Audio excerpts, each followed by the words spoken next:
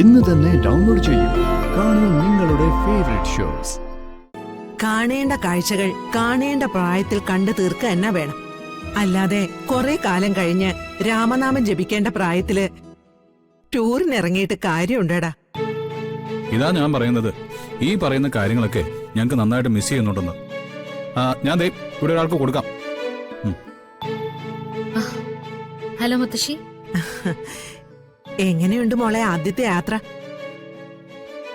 ഞാനെന്താ പറയാ, ഞാനിങ്ങനൊരു അത്ഭുത ലോകത്ത് പെട്ടതുപോലെയാ. കണ്ണിങ്ങോട്ടാ മനസ്സെങ്ങോട്ടാന്ന് അറിയാതെ നിൽക്കുക.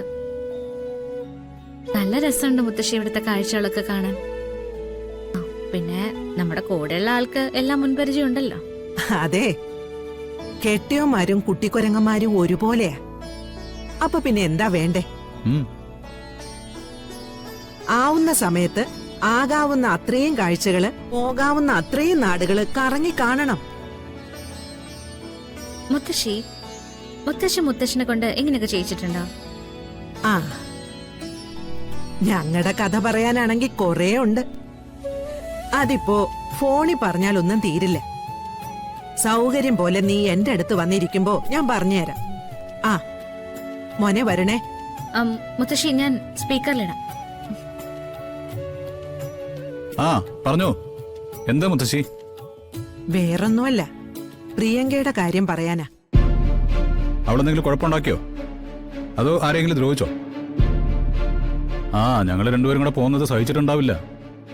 നീ അറക്കുന്നതിന് മുമ്പ് പിടയ്ക്കാതെടാ. പ്രിയങ്ക ഒരു കുഴപ്പം ഉണ്ടാക്കിയിട്ടില്ല. നിങ്ങൾ തിരിച്ചു വരുമ്പോഴേക്കും പ്രിയങ്ക ഇവിടെ ഉണ്ടാവില്ല. അതെങ്ങനെയാ മുത്തശ്ശി? ആർക്കും ഒരു ദോഷം വരുത്താതെ ആ കാര്യം ഞാൻ പരിഹരിച്ചോളാം മോളെ. നിങ്ങളുടെ ജീവിതത്തിന് ശല്യമായിട്ട് എന്ത് വന്നാലും മുത്തശ്ശിക്ക് അത് സഹിക്കാൻ പറ്റില്ല. എന്നാ പിന്നെ നിങ്ങൾ ഫോൺ വെച്ചോ. ശരി മുത്തശ്ശി.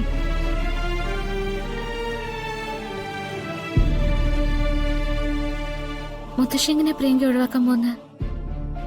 എന്തായാലും ഏട്ടത്തെയും ചെറിയമ്മയൊക്കെ പ്ലാൻ ചെയ്യുന്ന പോലെ ഒരു വൃത്തിയായിട്ട് രീതിയിലാവില്ല. കണിമംഗലത്ത് ജയഭാരതി അമ്മ ഒരു കാര്യം ചെയ്യുകയാണെങ്കിൽ അതിന് അതിൻ്റെതായ സ്റ്റാൻഡേർഡ് ഉണ്ടാവും. പിന്നെ പറഞ്ഞാൽ വിശ്വസിക്കുക എന്നത് വേറൊരു ഗുണം. എന്തായാലും പോട്ടെ, അവള് കുറച്ച് മനസ്സമാനം കിട്ടുമല്ലോ. അവളുടെ കാര്യം ആലോചിക്കുമ്പോ സങ്കടമുണ്ട്. വേണ്ട വേണ്ട വേണ്ട. ഈ യാത്രയിൽ എടുക്കാത്ത ഒരു സംഗതി അവളുടെ സങ്കടമാണ്. അതിരിക്കേണ്ട രീതിയിൽ അവിടെ ഇരുന്നോട്ടെ. നമുക്കേ നിങ്ങൾ നോക്ക്, സ്വിമ്മിംഗ് പൂളിൽ പോയാലോ? സ്വിമ്മിംഗ് പൂളിൽ എന്തിനാ പോണേ?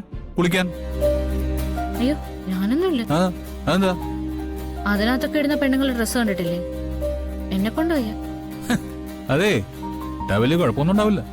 പൊയ്ക്കോ അവിടുന്ന്. ഇട്ടാ വലിയ കുഴപ്പമൊന്നും ഉണ്ടാവില്ല. എനിക്ക് ടിവിയിലൊക്കെ മറ്റുള്ളവരിടുന്ന കാണുമ്പോ തന്നെ എന്തോ പോലെയാ. എന്നിട്ടല്ല ഞാനിടുന്ന. അതെ, അതൊന്നും ഇടാൻ ഞാൻ നിർബന്ധിക്കില്ല. തന്റെ കയ്യിലുള്ള ഏതെങ്കിലും സാധാരണ ഒരു ഡ്രസ് എടുത്തിട്ടാ മതി. നമുക്ക് അങ്ങനെ തന്നെ ഇറങ്ങാന്നേ.